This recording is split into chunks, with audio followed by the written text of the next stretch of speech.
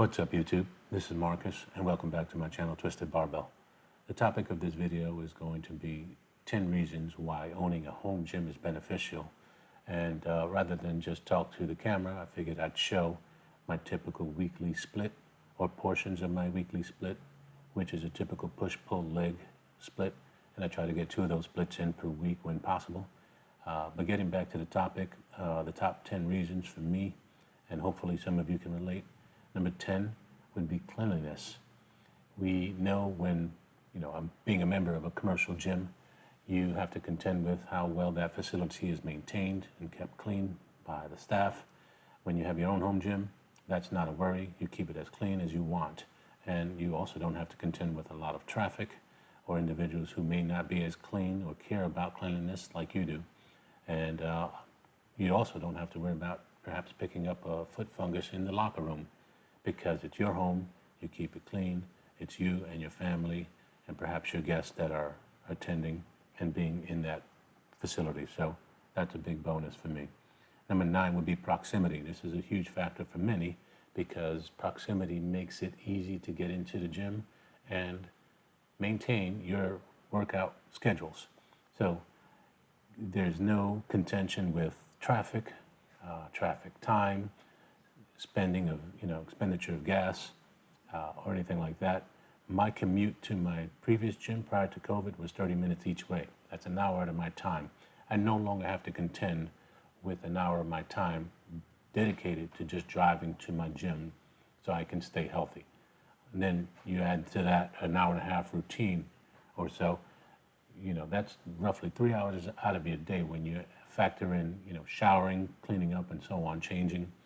So there's none of that. Your gym is at your fingertips, literally, whether it's your basement, your garage, another spare room of your home, it's right there. So proximity makes it easy to maintain a workout schedule.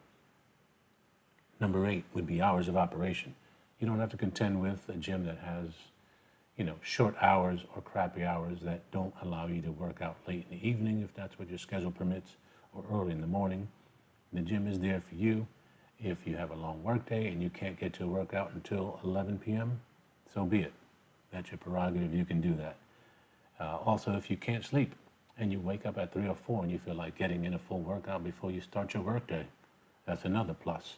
So this is probably one of the biggest factors for many, having your gym available to you when you want. Number 7 would be the available equipment. You don't have to wait around for somebody who may be hogging up a rack or a particular piece of equipment, and they're on their phone in between sets, and their rest period ends up being 5-10 minutes as they scroll through Instagram or Facebook and that kind of nonsense. Your equipment is there. It's for you. You may also have some family members using it if that's your choice or they're interested, but typically the equipment is there for your use when you need it. So that's another big bonus. Number 6, the equipment setup. You don't have to worry about finagling with pegs and bench positions and arm positions and weight positions. The gym that you have in your own home is set up for you. J-cups are in the proper position for me for bench press, for squats. I have my safeties in place where I need them to be. The weights are organized in a way that makes it easy for me to stack them on either a barbell or the pulley system. So that's another big plus for me. Number 5, the temperature in the gym.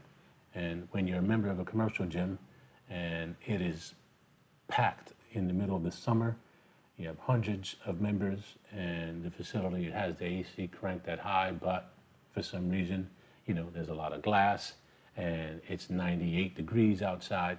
The gym air conditioning just can't keep up with the demands. Everyone's blowing off a lot of personal heat from their bodies. When you have a home gym, for the most part, you can maintain the temperature the way you want it. Now, I know this isn't really a factor that pertains to garage gyms because a lot of those garages aren't temperature controlled, but it must be nice also for them, on a nice day to have that garage door open and they're getting a bunch of fresh air in the spring or the fall, depending where they are, and they can breathe in, wonderful fresh air at a nice temperature. So that's a bonus for them. Number 4 would be the volume of the gym. Maybe you're feeling amped and you want to get a workout in with a lot of loud music of your choice. You don't necessarily have to have headphones on. A lot of people use Bluetooth speakers in their home gyms. I have a spare speaker wired to my surround system down there in the basement, and I can pump music through all the speakers in the basement, and some that come directly to me in the gym area. Or, for those that use Bluetooth speakers, they can have that. On the other side of that coin, if you want to work out in peace and quiet, you can do that too.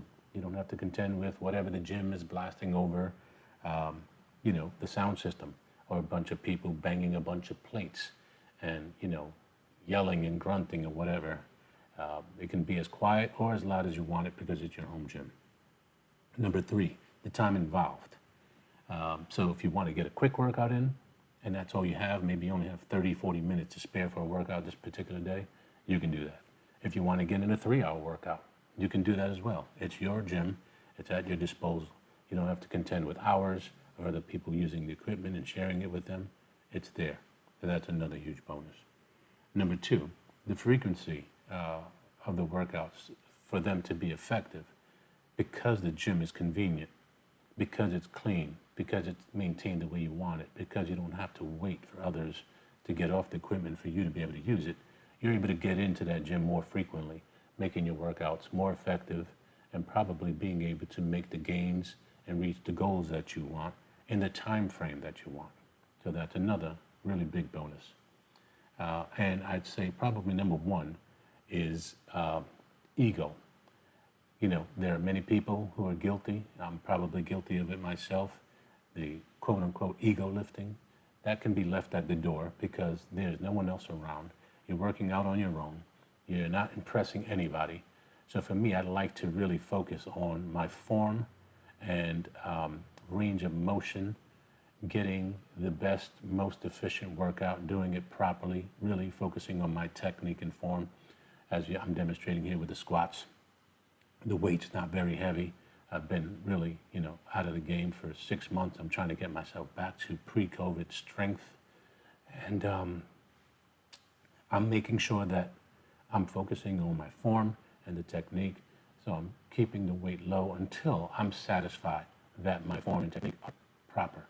And I can actually get the workout done in a manner that is efficient and effective for me and my body. If you're ego lifting, you're not fooling anyone, and you're certainly not fooling your body, and you're not benefiting your body if you're not even doing a full range of motion. So I think that's a big thing. When you have safeties, like I have here in place, I have my strap safeties for these squats. You'll see on this particular set, I actually fail.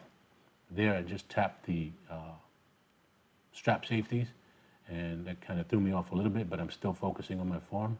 And right here, boom, I go down too deep, and I ended up not being able to get that bar up, but the strap safeties helped me actually with that, and being able to go all in without having to worry about a spotter who may or may not be able to actually handle the weight.